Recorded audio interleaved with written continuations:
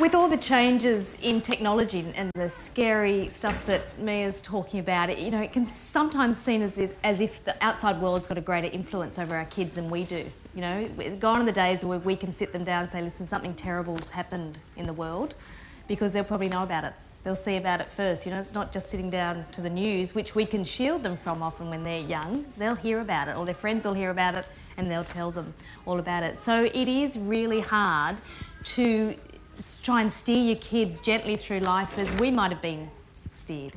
And it's not just technology. There's more violence in TV and on film. There's the sexualisation of kids in music videos. There's the divorce rate's high, kids are drinking earlier, having sex earlier. It's pretty frightening. So it is hard to instill those traditional values, even though they haven't changed. We're still all believing in the same things that were taught to us from our parents or our favourite teacher or some leader of a faith or a sporting coach, something like that. It's still about integrity and honesty and compassion, hard work. It's still the same stuff.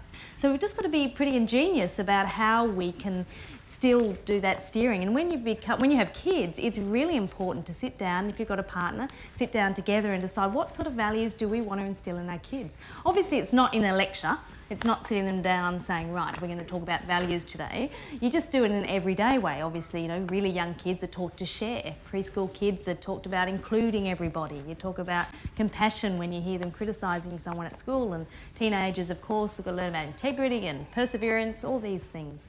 So probably the one way that is the same as it's always been is in the family meals. This really, really treasured time is so valuable because that's when you can sit down. Every time you share opinions, every time you listen to each other, every time you reward them for making a good decision or they show compassion to their sibling or their friend, they're your ways to instill those values. The other way to instill these values is, as Mia's saying, use what they know. We have to stay relevant. So if they're with phones, if they're old enough, or with what TV shows you let them watch, what DVDs you let them watch. And not just, no, you can. I know I said not using too many words, that it is an opportunity to say why you don't want them to watch something. Or if they do see something, you're watching something together, to actually stop it and discuss whatever issue that came up for them. A lovely way, I think, that I've used with my kids is what I call the Francesca strategy.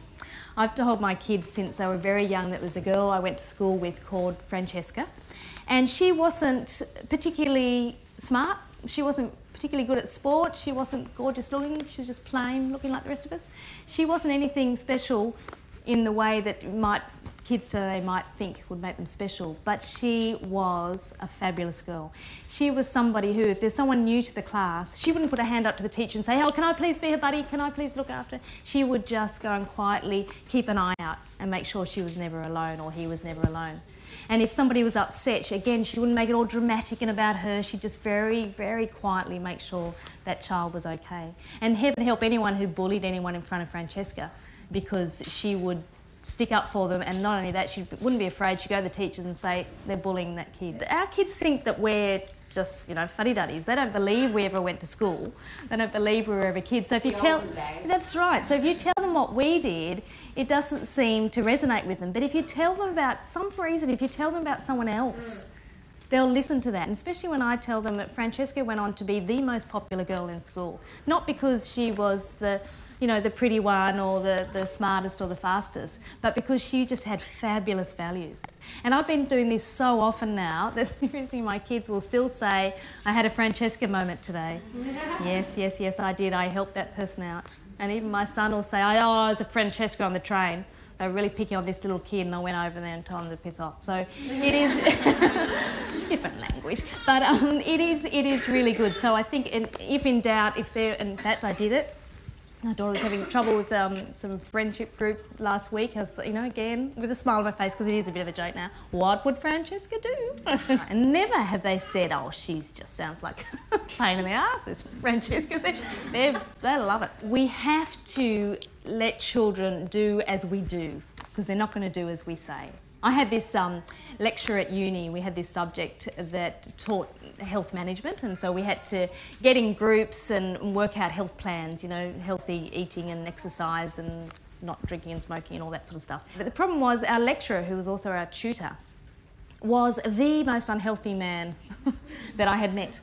He was very, very overweight and he reeked of smoke and he was a very heavy drinker. He'd get up there and lecture us.